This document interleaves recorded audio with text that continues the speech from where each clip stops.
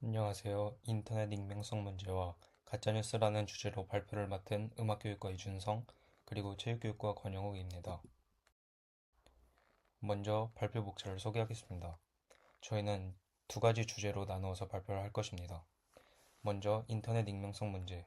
인터넷 익명성 문제에서는 첫 번째로 익명성이란 무엇인가, 그 다음으론 익명성 문제에 관하여 알아보고, 마지막으로는 익명성 문제의 해결 방안에 대해 말하겠습니다. 그 다음으로 가짜뉴스 문제에서는 첫 번째로 가짜뉴스란 무엇인지, 두 번째로는 가짜뉴스의 목적과 사례, 세 번째로는 가짜뉴스가 관심받는 이유에 대해 자세히 설명하고, 마지막으로는 가짜뉴스의 해결 방안을 말하겠습니다. 인터넷 익명성 문제에 대해 설명하기에 앞서서 미디어의 발전사에 대해 먼저 알아보겠습니다. 현재 저희는 1차 미디어 시대부터 계속 발전하여서 4차 미디어 시대에 도래하였습니다. 처음에는 정보의 저장 용도로 언어, 그림 등이 사용되다가 점점 활자나 인쇄기 같은 인쇄 매체의 발달로 정보의 확산이 가능해졌습니다. 3차 미디어 시대부터는 디지털 매체가 생겨나면서 정보의 확산이 극대화되었고, 현재인 4차 미디어 시대부터는 인터넷 스마트폰이 발전하면서 쌍방향 매체 시대에 도달하였고, 정보 전달의 방향이 다각화되었습니다. 인터넷이 발전함에 따라서 사람들의 사용률도 증가하였는데요. 아래 방송통신위원회의 인터넷 사용률 자료에서 볼 수 있듯이 2024년 기준 94.5%의 국민이 인터넷을 사용하고 있다고 합니다. 이처럼 과거부터 지금까지 인터넷 사용이 매우 매우 증가하였고, 사람들의 필수 매체가 된 이 시점에서 이 인터넷으로 인한 다양한 문제가 증가하고 있습니다. 저는 이 다양한 인터넷 문제 중에 익명성 문제가 요즘 가장 큰 이슈라고 생각하여 이에 대해 탐구하였습니다. 인터넷에서의 익명성이란 무엇인지 알아보겠습니다. 익명성이란 인터넷 사용자가 자신의 신원을 밝히지 않고 온라인 활동에 참여할 수 있는 상태입니다. 즉, 다른 사용자들이나 서비스 제공자가 특정 발언이나 행동의 주체가 누구인지 알기 어렵습니다. 인터넷에서 익명성의 장점은 자유로운 의견이 표출 가능하고, 소수의 의견이 보호되고, 민감한 정보를 공유할 수 있다는 장점 등이 있지만, 이에, 이에 반하여 문제점도 많습니다. 사이버 폭력, 악성 댓글의 증가, 저작권 침해 및 불법 정보 유출 등 다양한 문제가 있지만, 저는 오늘 이 세 가지 문제만 다루겠습니다. 먼저 사이버 폭력에 대해 말하겠습니다. 사이버 폭력은 SNS 등 가상의 사이버 공간을 통해 특정 대상을 지속적으로 반복하면서 괴롭히는 행위입니다. 방송통신위원회의 17,007명을 대상으로 한 설문조사에 따르면 청소년의 사이버 폭력 경험은 42.7%, 성인은 13.5%로 2024년에 사이버 폭력을 경험했다 합니다. 이 수치만 놓고 보면 정말 심각한 문제처럼 보이진 않지만, 여기서 주목해야 할 점은 2023년 작년 대비하에 계속해서 증감하고 있다는 것입니다. 그 다음으로는 악성 댓글 문제입니다. 이 문제가 현재 가장 이슈가 되고 있는 문제인데요. 특히 연예인이나 방송 관련 사람들이 이 문제로 인해 엄청 고통을 받고 있습니다. 현재 인터넷에 악성 댓글만 쳐봐도 왼쪽 사진처럼 많은 기사들이 최근까지도 올라올 정도로 매우 심각합니다. 하지만 이에 대한 규제와 처벌이 미미하여 조치가 잘 이루어지지 않는 상태입니다. 전문가들은 인터넷 악성 댓글이 검증 절차 없이 순식간에 다양한 채널로 퍼져나가기 때문에 더욱 위험하다고 지적합니다. 또한 이 악성 댓글은 사이버 불링으로 이어질 수도 있고, 동영상 소셜미디어 채널에서 이익을 얻기 위한 사이버 레카 문제로 이루어질 수 있기 때문에 현재 지금 매우 심각한 문제입니다.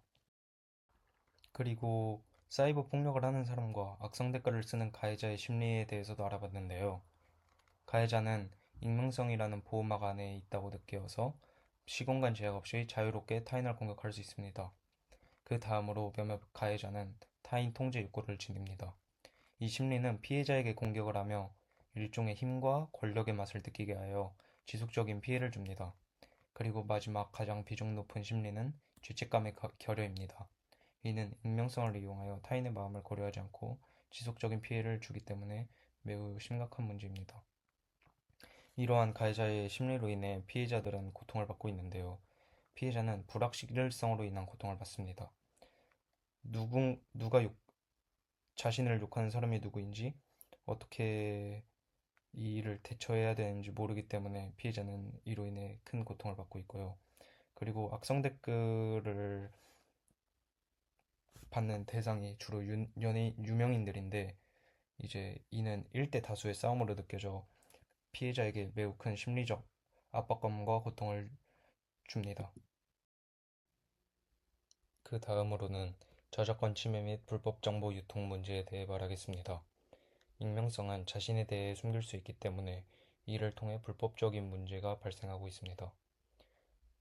먼저 저작권 침해인데요. 온라인 커뮤니티나 파일 공유 사이트, P2P 사이트 등을 통해 무단으로 업로드 또는 다운로드를 하여서 저작권을 침해하는 문제가 발생하고 있습니다. 그 다음으로는 불법 정보 유통 문제인데요. 음란물이나 도박 정보, 마약 판매 정보, 개인정보 불법 거래 등을 VPN과 가짜 계정 등을 사용하여 불법 정보를 유통하는 문제가 발생하고 있습니다. 이 사진들은 저작권 침해 및 불법 정보 유통 문제에 관한 사례와 통계를 보여주는 사진입니다. 맨 왼쪽 사진은 대학생의 저작권 인식에 관한 통계인데 68.5%의 학생들이 수업 교재를 합법적인 방법이 아니라 불법으로 저작권을 침해하여 사용하는 문제를 보여주고 있습니다. 그 밑에 사진은 마약 판매에 관한 자료인데 이 자료에 따르면 텔레그램이나 비트코인 등을 활용하여 일명 던지기를 통해 은밀하게 마약이 거래되는 문제가 있다고 합니다. 마지막으로 맨 오른쪽 사진은 P2P 사이트 및 불법 사이트를 이용하여 4만 2,138명의 사람이 디지털 성범죄물을 공유하고 있다는 자료입니다. 이 세 자료를 통해 현재 익명성을 이용한 저작권 침해와 불법 정보 유통 문제가 매우 심각함을 알 수 있습니다. 마지막으로는 해결 방안을 말씀드리겠습니다. 먼저 기술적 차원에서는 본인 확인제 도입과 신고 차단 시스템을 강화하고 IP 추적 및 정보 제공을 개선하는 것입니다. 법 제도적 차원에서는 피해 구제 절차를 간소화하고 임시조치 제도를 취하는 것입니다. 여기서 임시조치 제도란 권리 침해 정보에 대한 임시 차단 및 삭제 절차를 운영하는 것을 말합니다. 이제 사회교육적 차원에서는 시민의식 및 윤리 교육을 하고 사회적 책임을 강화하여 이 익명성으로 인한 문제가 완화되도록 해야 합니다. 네, 이어서 가짜뉴스를 소개하겠습니다. 가짜뉴스의 개념부터 정의하자면 가짜뉴스는 사실이 아닌 뉴스를 사실처럼 꾸며낸 뉴스라고 하고요. 가짜뉴스의 종류 중에서도 허위 조작 정보, 의도적으로 발생시킨 가짜뉴스가 있고 오정보, 실수적으로 발생된 가짜뉴스가 있습니다. 하지만 이런 종류는 일상에서 큰 의미가 없으며 사실 여부가 관건이라서 가짜뉴스라고 통합해서 부릅니다. 가짜뉴스의 목적과 사례를 앞으로 말씀드릴 건데요. 첫 번째로는 정치적 이익을 위함이고, 두 번째로는 자극적인 제목으로 클릭을 유도하기 위함이고, 세 번째는 경제적 이익을 위함입니다. 정치적 이익을 위함은 흔히 정치계에서 많이 사용되는데요. 이 기사를 보시면 대통령실 민주당 독도계엄령 괴담 선동 국민은 안 속아, 이게 무슨 내용이냐면 국민의힘의 의도와 다르게 민주당이 국민의힘에게 독도를 지웠다라고 선동을 하는 내용으로 기사가 나왔는데요.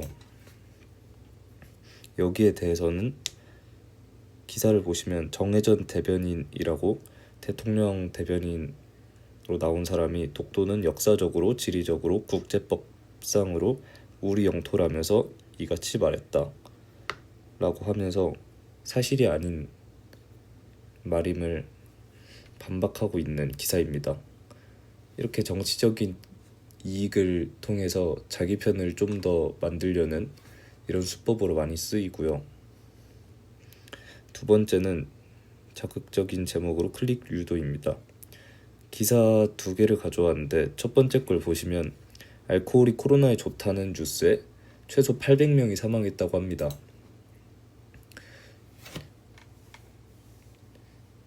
이런 뉴스는 세계보건기구 WHO에 따르면 페이스북이나 트위터 이런 SNS를 통해서 코로나19와 관련된 잘못된 정보가 총 2,311개 이상으로 파악이 됐다고 합니다. 이들 오정보는 25개 언어로 작성되었으며 87개국에서 유통됐다고 합니다. 다른 뉴스를 보면 다른 나라에서는 인도와 사우디아라비아 같은 경우에 소와 낙타의 대소변을 먹으라는 낭설도 있었다고 합니다. 이런 오정보는 국제보건뿐 아니라 목숨도 위협합니다. 그래서 연구진들은 오정보가 과학적 지침보다 앞서 적용된다면 공중보건에 악영향을 끼칠 수 있다고 하면서 국제기구와 각국 정부, SNS 업체들은 오정보가 유행하는 인포데믹과 맞서 싸워야 한다고 강조하기도 합니다. 그리고 오른쪽 기사는 고현정, 강호동 사망, 그야말로 충격, 가짜뉴스 도배 유튜브 채널 경악 이런 뉴스인데 그냥 말도 안 되는 사실들을 뉴스로 만들어서 조회수를 올리려는 그런 목적으로 만들어진 가짜뉴스임을 알 수 있습니다. 그리고 세 번째는 경제적 이익을 위함인데요.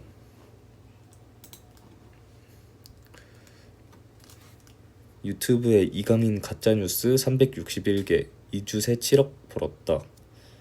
파일럿 분석, 조회수 7천만 회 육박, 지속적으로 생산 유포를 한다는 글입니다.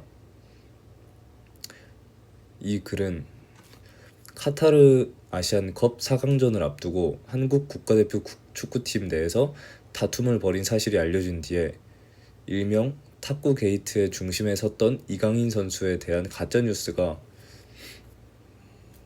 유튜브에서 계속 생산 유포된다는 지적입니다.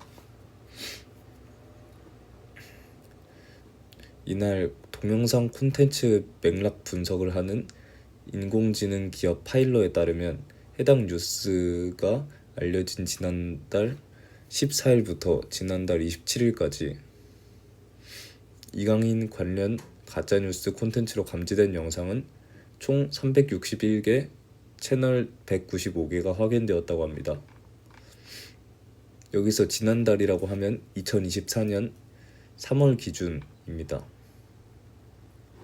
이러한 영상들의 총 조회수는 무려 6,940만 8,099에 이르는 것으로 파악됐다고 합니다.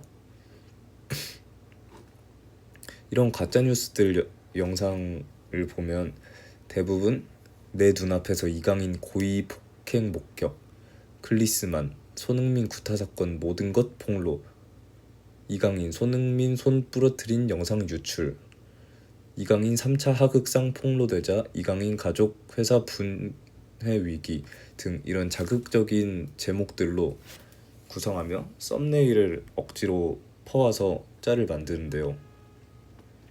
이 중에서도 구독자 6만 명을 보유한 유튜브 채널에서는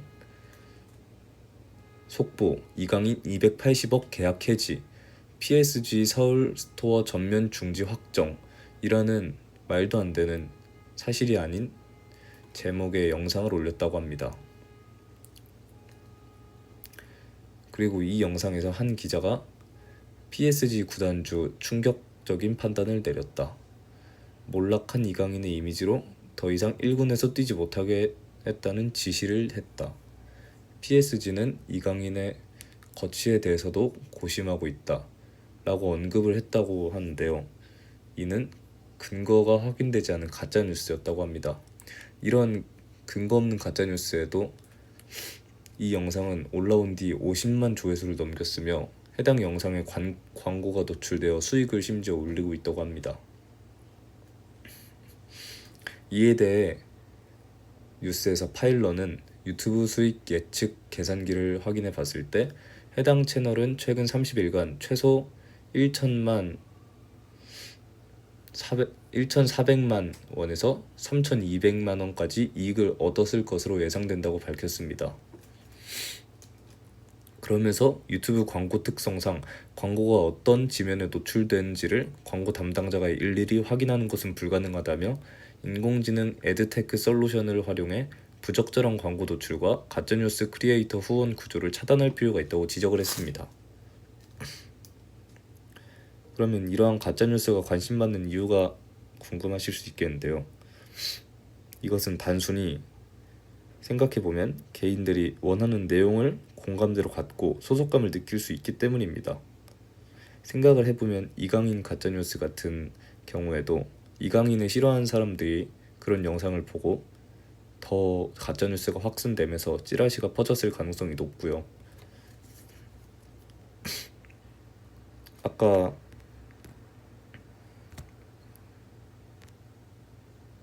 뒤에서 말씀드린 대로 지금 정치계에서 크게 국민의힘과 민주당이 전투와 같은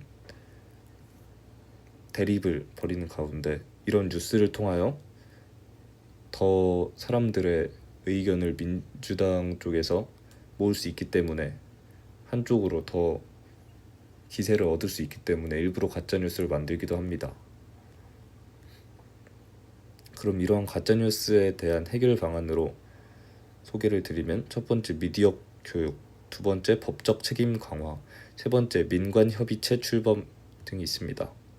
미디어 교육은 흔히 미디어 리터러시라고 하는데요. 이러한 교육은 TV, 신문, 라디오, 인터넷, SNS 등 다양한 미디어에 대해 스스로 비판적으로 검토를 하는 기회를 갖는 교육을 의미합니다. 이러한 미디어를 만든 사람의 의도와 메시지를 꼼꼼히 파악하는 것을 통해 좋은 미디어란 무엇인지, 혐오와 차별의 기제가 되는 미디어는 무엇인지 등등 의문을 갖는 것을 바탕으로 스스로 미디어를 선별하여 소비하는 능력을 키우는 교육입니다. 옆에 보시면 미국의 미디어 리터러시 교육이라고 하면서 각 주에서 관련법을 제정하여 교육을 실시하고 있다고 합니다.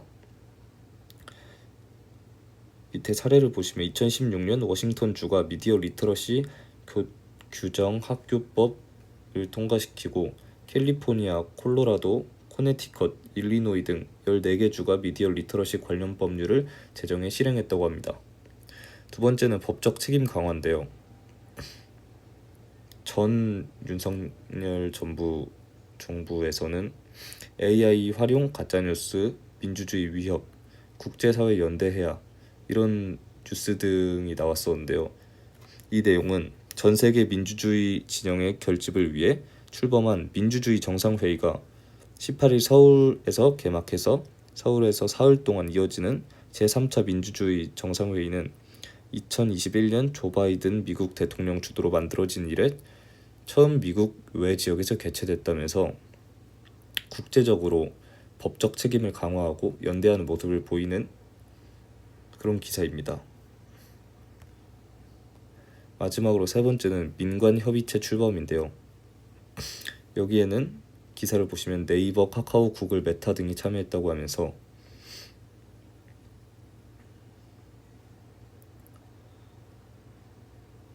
민관협의체가 방통위가 지난 18일 발표한 가짜뉴스 근절 추진 방안의 후속 조치 일환으로서 구성됐다고 합니다. 이날 열린 첫 회의에서는 가짜뉴스가 초기에 빠른 속도로 확산되는 것을 방지하기 위해 방심위와 사업자 간 자율 규제 기반의 패스트 트랙을 구축하기로 했답니다. 이렇게 민간 협의체가 출범함으로써 국제적으로 해결하지 못하는 것을 민간 협의체가 막을 수도 있고 민간 협의체가 규제하지 못하는 것을 국제적으로 제압을 할 수 있기 때문에 여러 가지 해결 방안이 필요하다고 생각이 됩니다. 이상입니다.